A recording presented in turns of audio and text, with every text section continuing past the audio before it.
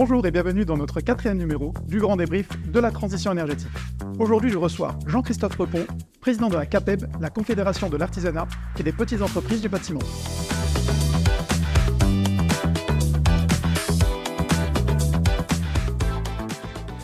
Jean-Christophe Repon, bonjour. Bonjour. Merci d'avoir répondu à notre invitation pour ce numéro 4 du grand débrief de la transition énergétique.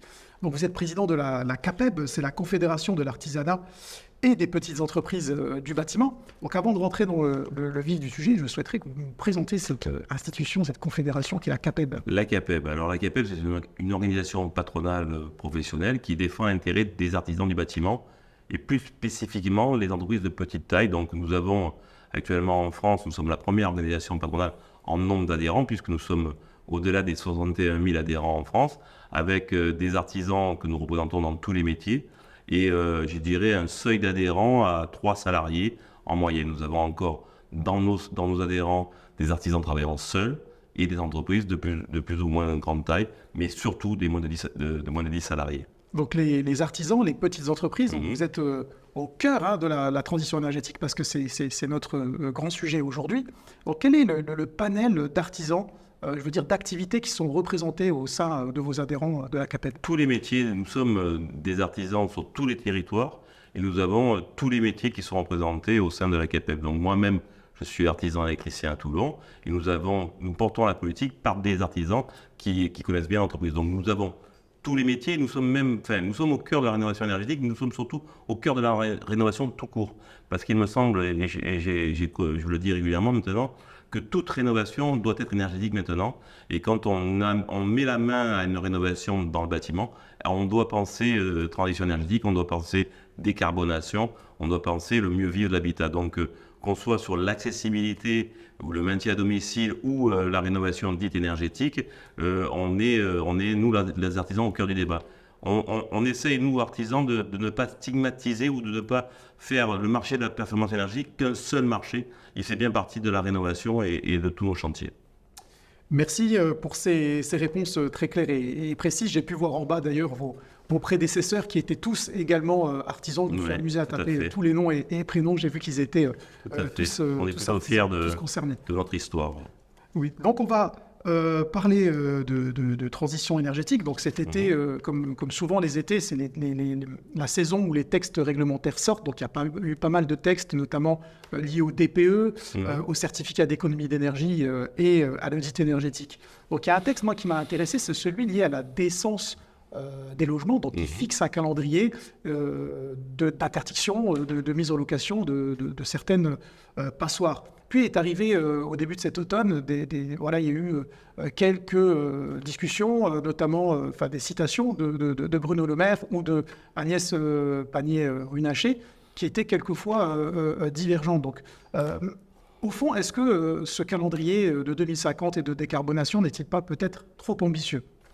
Il est difficile à tenir, surtout dans un contexte économique où on a vécu depuis 2 ans maintenant une hausse des matériaux assez conséquente. L'inflation après le Covid. Inflation, Covid, crise guerre ukrainienne. Donc on a eu, nous en 2022, une augmentation des matériaux de plus de 26%.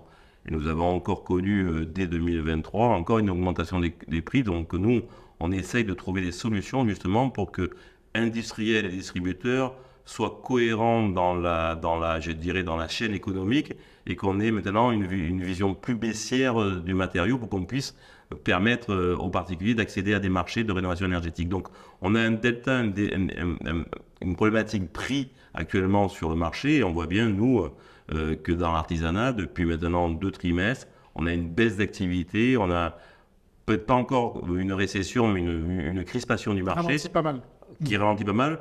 Sur la rénovation, qui est quasiment à 0, mais également sur la rénovation énergétique, qui était à 2% le trimestre dernier, et ce trimestre, qui est à que 1,5%, donc qui devrait être bien évidemment bien au-delà si on veut obtenir et atteindre les objectifs de la transition énergétique. Donc c'est un calendrier compliqué à tenir, mais qui est aussi important à être présent sur le marché, puisqu'il va contraindre tous les acteurs de la rénovation énergétique, le particulier, le propriétaire, l'artisan, le fabricant, à rentrer dans une démarche un peu plus, volontaire. Maintenant, la difficulté qu'on a, c'est que ce calendrier, si on devait le décaler, on pourrait aussi avoir un effet de contre-performance et de ne pas atteindre les objectifs. Donc, je pense qu'il faut être intelligent sur la démarche, j'allais dire, collective de cette rénovation énergétique. C'est un vrai défi qui doit être partagé par tout le monde. Et là, actuellement, on voit bien que la contrainte qui est mise en place et le calendrier est plus vécue comme une crispation et donc une volonté de ne pas aller vers ce marché-là. Et on voit bien, le français, il est toujours comme ça. Dès qu'on met une contrainte, il va faire plutôt l'inverse.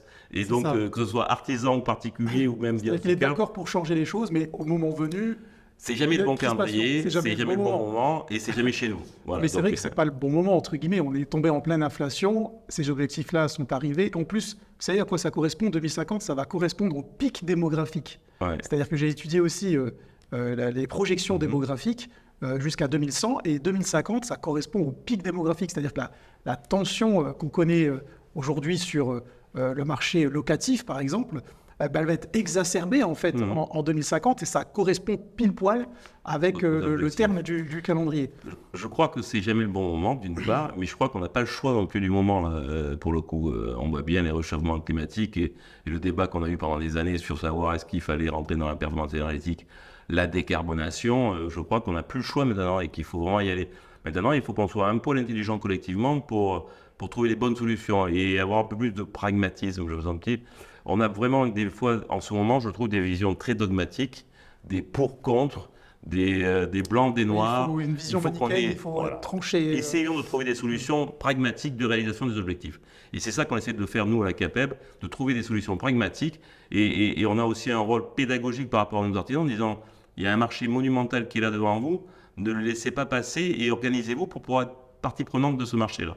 Et ça, c'est important pour nous parce qu'on voit bien que actuellement, le RGE, donc le reconnu garant d'environnement, qui nous permet de faire accéder à nos particuliers de la MaPrimeRénov', eh bien, on a de moins en moins d'entreprises qui sont qualifiées. Chaque année, on perd des entreprises qualifiées. Exactement. Et quand on regarde la segmentation des entreprises, elles sont de moins en moins de TPE. C'est-à-dire que l'artisanat est de plus en plus éloigné de ce marché de la transition énergétique. Exactement. Et moi, en tant que président des artisans en France, je suis obligé de trouver des solutions et de dire à mes artisans, ne négligez pas ce marché-là, c'est un marché d'avenir et c'est un marché aussi d'importance et de responsabilité. Justement, en parlant de marché, on va parler du marché de la chaudière. Là aussi, un vrai sujet. Donc, la chaudière, il y a des chaudières fuel, il y a des chaudières gaz. Donc, pour le cas de la chaudière fuel, c'est acté, on n'en parle plus. Par contre, la chaudière gaz, qui est une énergie fossile, il y a là encore, tantôt on veut la supprimer complètement, tantôt on la maintient. Et là, on entend que les primes seront... Enfin, il n'y aura plus de prise en charge pour la chaudière gaz l'an prochain.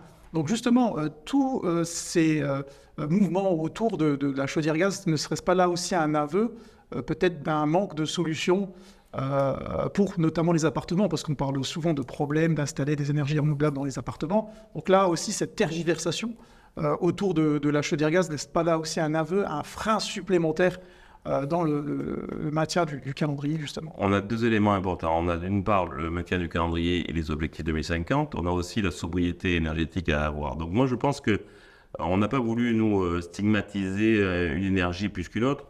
Bien évidemment que le gaz est une énergie fossile, on l'a bien compris, et on ne veut pas continuer à polluer la planète avec des énergies fossiles. Mais si on veut regarder juste les objectifs à atteindre pour 2050, je pense que la chaudière gaz de dernière génération, qu'elle soit hybride ou alors du biogaz dans le tuyau, peut permettre d'accéder et d'arriver aux objectifs. C'est ça qu'il faut qu'on se pose comme question. Éradiquer en une seule fois la chaudière gaz me paraissait pas pertinent pour le modèle économique et pour le particulier, la capacité qu'ils auraient à rentrer dans la démarche. Une chaudière gaz de dernière génération nous permet d'accéder, d'atteindre l'objectif 2050. C'est ça qu'on essaie de dire au gouvernement. Okay. Ne stigmatisons pas. Et puis, on a aussi le fait que, encore l'année dernière, elle était subventionnée.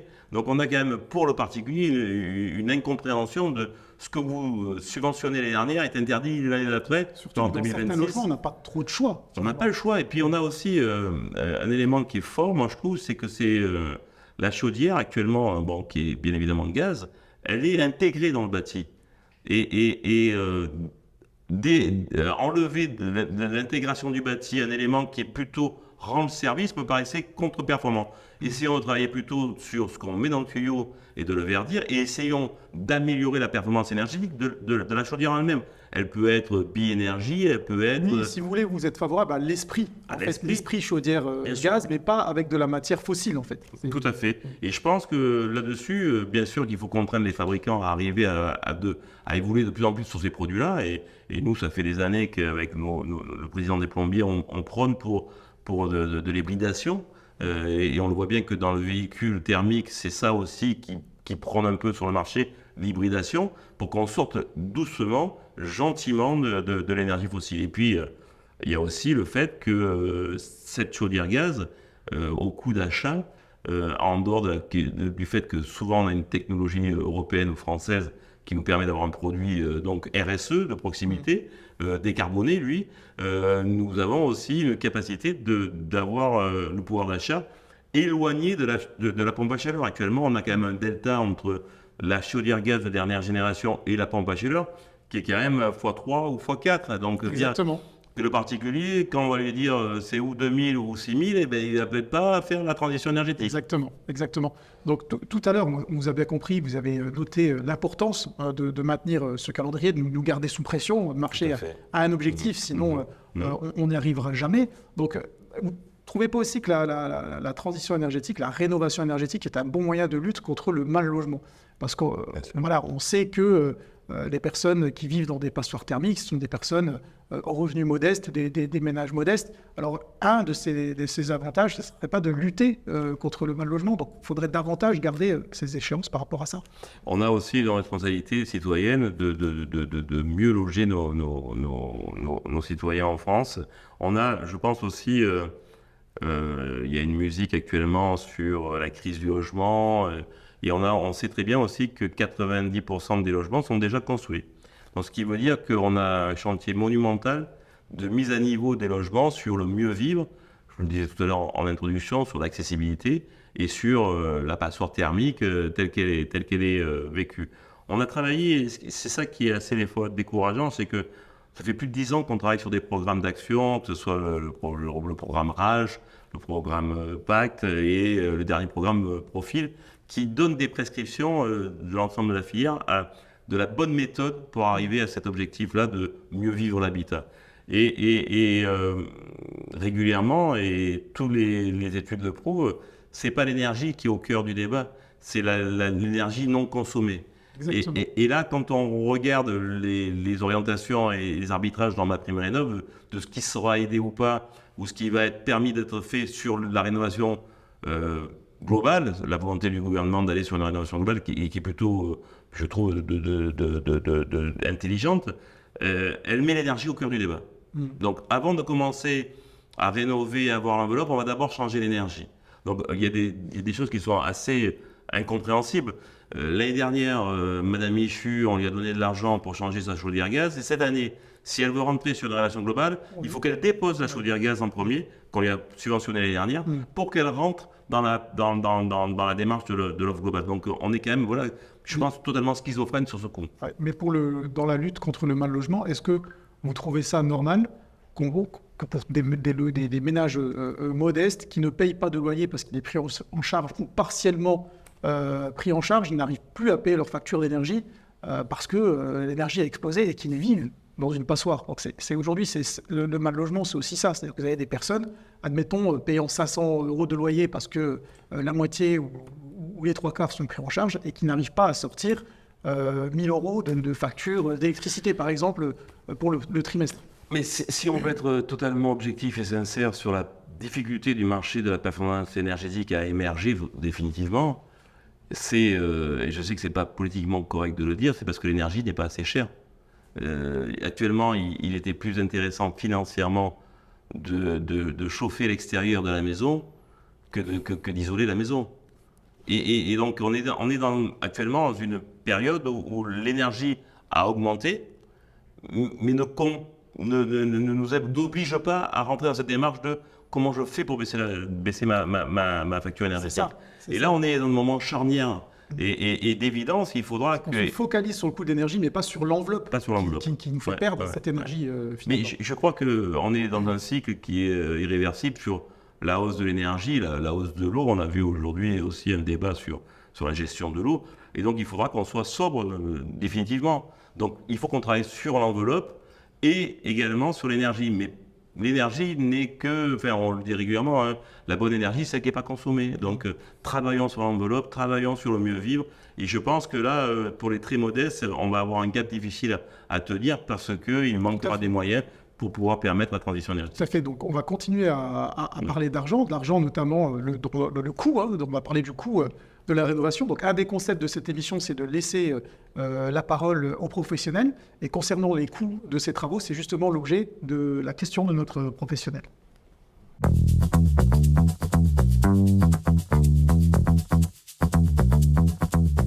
Bonjour. Avez-vous la possibilité d'agir sur les prix au niveau national et européen, car les prix restent élevés et non abordables en rénovation globale?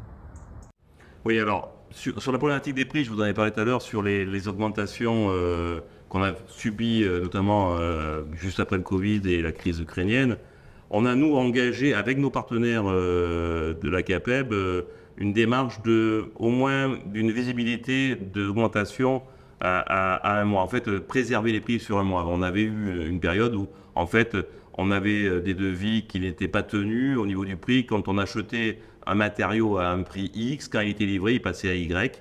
Et donc, on voulait un délai de prévenance d'au moins un mois. On a fait une charte avec ces industriels pour prévenir les prix. Actuellement, on travaille avec les industriels, donc avec la Fédération des industriels, mais également avec la Fédération des distributeurs pour qu'on ait aussi un signe fort, logiquement, de baisse des matériaux maintenant. Donc on demande aux industriels à la distribution de prendre un engagement de responsabilité sur la baisse des matériaux. Et puis après également, on a aussi au sein même de la CAPEB un réseau de centrales d'achat qui peut permettre de regarder les prix, les meilleurs prix. Donc en fait, quand on est une TPE, on peut acheter au prix d'un grand groupe. Et donc on a un CAPEB avantage qui vous permet d'aller regarder les meilleurs prix sur de la location, sur de l'intérim, sur du matériel. Voilà. Donc vous avez des solutions. On va toujours continuer à parler d'argent, mais cette fois-ci de la prise en charge justement de ces travaux. Donc on connaît aujourd'hui toutes les différentes aides, hein, la TVA à taux réduit, les certificats d'économie d'énergie, ma prime rénov', le prêt à taux zéro. Donc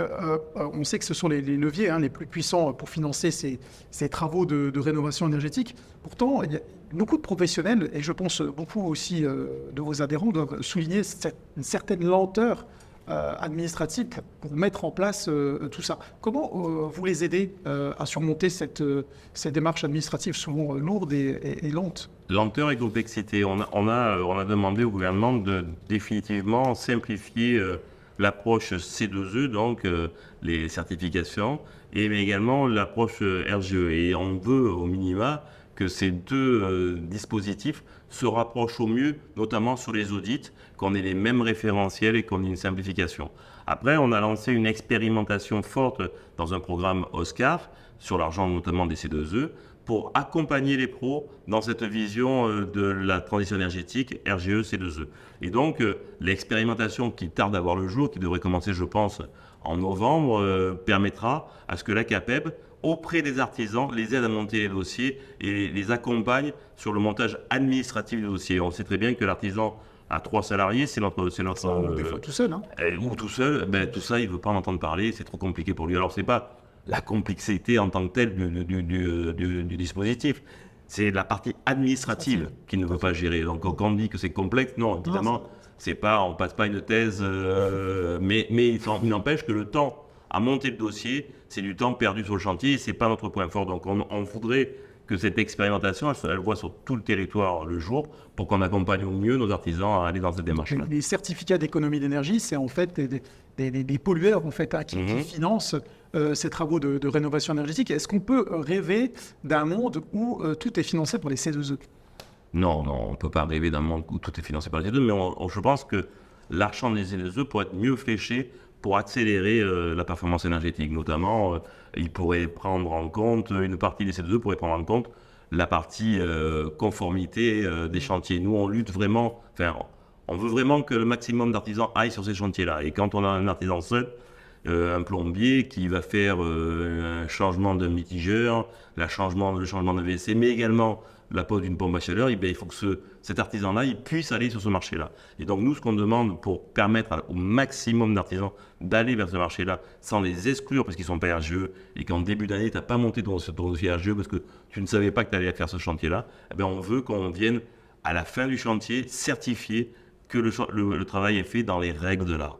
Et on veut donc du coup qu'il y ait un audit qui soit passé, c'est une certification. Donc là, par exemple, l'argent des CEE pourrait contribuer à faire baisser le coût de cette certification, ou alors on pourrait aller sur le système qui est de plus en plus, je pense, le système de demain, le système cofraqué, avec prise de photos cofraquée, géolocalisée, qui permet de dire avant, pendant et à la fin du chantier. Système qui a fait ses preuves. Qui a fait ses preuves. Donc on aurait la possibilité d'avoir ça régulièrement. Et l'artisan pourrait faire la photo, certifier que le matériel posé est bien posé, dans les règles de l'art, et du coup faire bénéficier de son expérience, de sa compétence, le particulier, donc accéder à MaPrimeRénov'. Et là, on libère le marché. Au lieu d'avoir 60 000 entreprises qui font du RGE, on aurait 600 000 entreprises artisanales qui seraient sur le marché. Plutôt que de voir ce que j'ai entendu et qui nous a plutôt fortement irrité, la rénovation du particulier qui serait gérée par un artisan. Donc, alors ça, c'est un gros sujet parce que ça ouvre aussi la porte à des fraudes. On en discutera juste après. Mais effectivement, quand on a du mal aujourd'hui à avoir une rénovation de qualité, c'est vrai que ça peut paraître assez surréaliste de confier ces travaux-là à des particuliers. C'est-à-dire qu'on essaie de contraindre depuis le début de la performance énergétique des artisans qu'on dit pas compétents. C'est quand même le truc, alors que nous, on a pignon sur rue, on est installé, on a des diplômes qui prouvent qu'on est compétent. On nous dit, vous n'êtes pas assez compétent pour faire ce métier dans la rénovation énergétique. Par contre, le particulier, lui, il va pouvoir le faire parce que lui, il est compétent de fait. Donc, il y a un truc quand même si on veut avoir un discours fort sur la rénovation énergétique, il n'y a pas plus contre-performant que ce qu'on vient d'entendre sur il n'y a pas que ça y irrité. Ah ben oui, imagine bien. J'espère bien. Donc, pour avoir recours justement à toutes ces aides à la rénovation, il faudra l'année prochaine avoir recours à un accompagnateur rénov'. Ouais. C'est l'ANA qui va gérer ces accompagnateurs rénov'. Selon vous, est-ce que c'est une bonne chose ou c'est encore un millefeuille administratif qui vient alourdir et mettre un frein supplémentaire à la rénovation énergétique? Dans l'intention, ça nous convient. On a toujours dit qu'il fallait avoir de la lisibilité et un interlocuteur unique. Donc cet accompagnateur-là, s'il joue son rôle d'accompagnateur, il nous va très bien. Maintenant, on voit bien que les annonces qui ont été faites en nombre d'accompagnateurs sur la France entière, on va monter en puissance sur les 2 années à venir. Donc, on n'aura pas un accompagnateur dans tout le territoire qui pourra faire ce boulot-là. Maintenant, nous, on sera très vigilants à ce que cet accompagnateur joue son rôle d'accompagnateur et pas plus. Pas plus. Chacun son métier. Il doit être là pour dire voilà les aides qui existent sur le territoire en prenant les aides régionales, départementales, mais également ce qui prescrirait pour pas prescrire justement, ce qui pourrait donner comme intention de travaux, mais il ne doit pas prescrire. Il ne doit pas prescrire. Et ça, on va être très vigilant à ce que la frontière est très fine. Elle est très fine, elle est très fine. Et on voit bien que même moi, quand je voulais lui dire il devra donner des aides qui prescrivent.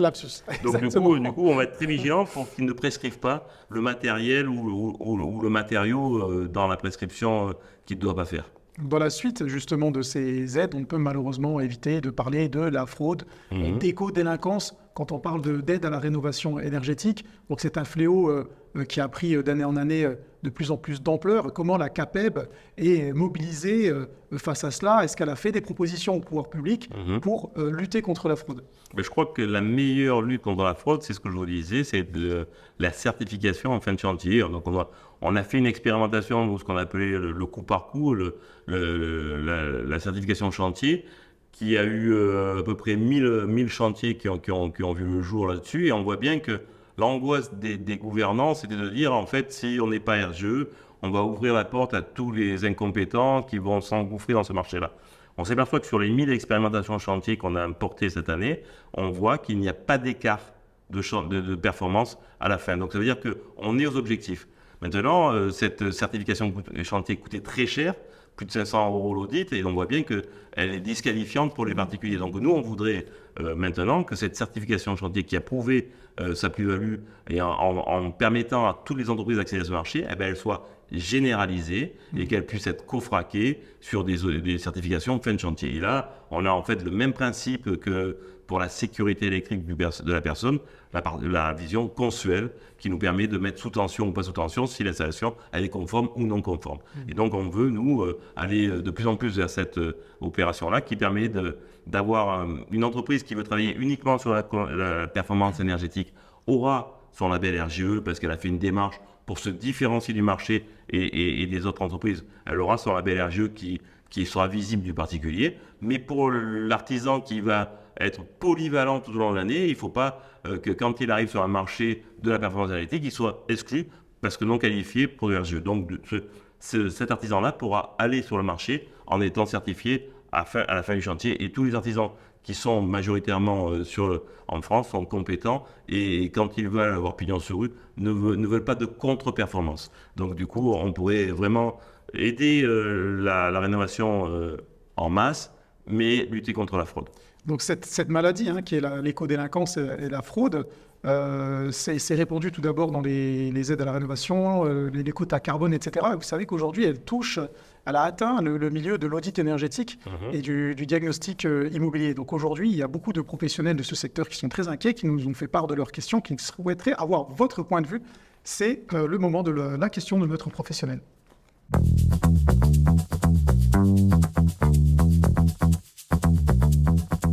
Bonjour. L'éco-délinquance et la fraude ont tout d'abord démarré avec l'aide aux travaux pour la rénovation thermique. Désormais, elles touchent les métiers du contrôle et du diagnostic immobilier. Est-ce qu'on pourrait imaginer avoir une loi transversale anti-fraude, mais qui soit coécrite avec tous les maillons de la chaîne rénovation? Cela est-il possible? Alors, il n'y a pas de dogme là-dessus. Nous, on est pour lutter contre la fraude. Donc, s'il faut qu'on réfléchisse avec nos métiers, les métiers de diagnostic, on n'est bien sûr pas contre. Une réflexion, par contre, ça veut dire aussi que chacun doit porter la responsabilité du diagnostic. Il faut qu'on soit aussi à la qualité du diagnostic. Donc, nous, j'allais dire naïvement, plus il y a de chantiers, mieux on supporte les artisans. Et donc, si on a le vrai diagnostic qui nous permet de bien travailler, on est plutôt très favorable. Et surtout, quand on parlait tout à l'heure de la difficulté de rénover globalement ou d'amener dans des parcours de rénovation, nous, on porte cette vision-là. Donc, il nous faut qu'un diagnostic fort au début sur la performance énergétique en disant, vous êtes à ce niveau-là de performance. Si vous voulez arriver à ce niveau-là de performance, il faudra faire 1, 2, 3, 4 étapes et si possible aussi prioriser ces étapes. C'est-à-dire que peut-être que la bonne étape, c'est plutôt l'isolation avant le changement de l'énergie, etc., etc. Et nous, on est pour amener le plus grand nombre dans cette rénovation globale à faire le bon diagnostic avec le bon calendrier de chantier et le bon parcours. Et je pense que si on fait un parcours de rénovation, on peut amener le particulier à rentrer dans cette démarche vertueuse de mieux vivre son logement et de performance énergétique. Et c'est ça qu'il faut qu'on arrive à porter dans la partie MaPrimeRénov'. Il faut que l'État et le gouvernement aient cette vision-là partagée. Et c'est ce qu'on porte nous au niveau de la CAPEB. Tout à fait. Lorsque je me suis entretenu avec cette personne qui évolue dans les milieux de l'audit énergétique et du diagnostic immobilier, sa crainte, c'était vraiment de ne pas avoir vraiment de vraies lois, de vraies actions au niveau de la fraude. C'est pour ça qu'elle réclamait en fait qu'il y ait un consensus avec toutes les fédérations de la chaîne rénovation. Est-ce qu'un jour, pourquoi écrire peut-être, pourquoi pas une loi anti-fraude? Est-ce que vous pensez un jour que cela soit possible? On est pour, on a eu un grand discours entre la rénovation globale contre la rénovation par geste. Et on a opposé les deux systèmes. Nous, on dit que la première des rénovations, c'est le geste. Et une fois qu'on a fait le premier geste, posons le diagnostic. Et là, derrière, on peut construire un parcours. Et donc, il faut faire ce diagnostic, il faut faire cet audit général et ce bilan thermique qui nous permet de donner un résultat à la fin. Donc, nous, on n'est pas contre le fait, on n'oppose pas deux professions. On n'oppose pas le diagnostiqueur et l'auditeur à l'artisan. C'est sa main tendue, en tout cas. Ils sont complémentaires, mais ils doivent travailler en bonne intelligence. Il faut que le gouvernement, pour le coup, le comprenne. Et par exemple, on parlait tout à l'heure de l'argent des C2E. L'argent des C2E pourrait servir à financer cet audit de performance énergétique qui donnera le parcours de rénovation. On espère que le message passera. En tout cas, Jean-Christophe Repon, merci. Merci d'avoir répondu à notre invitation et de nous avoir accueillis dans vos locaux, que ce sont ceux de la CAPEB. Merci. Merci. Et retrouvez-nous dans notre prochain numéro du Grand Débrief de la transition énergétique.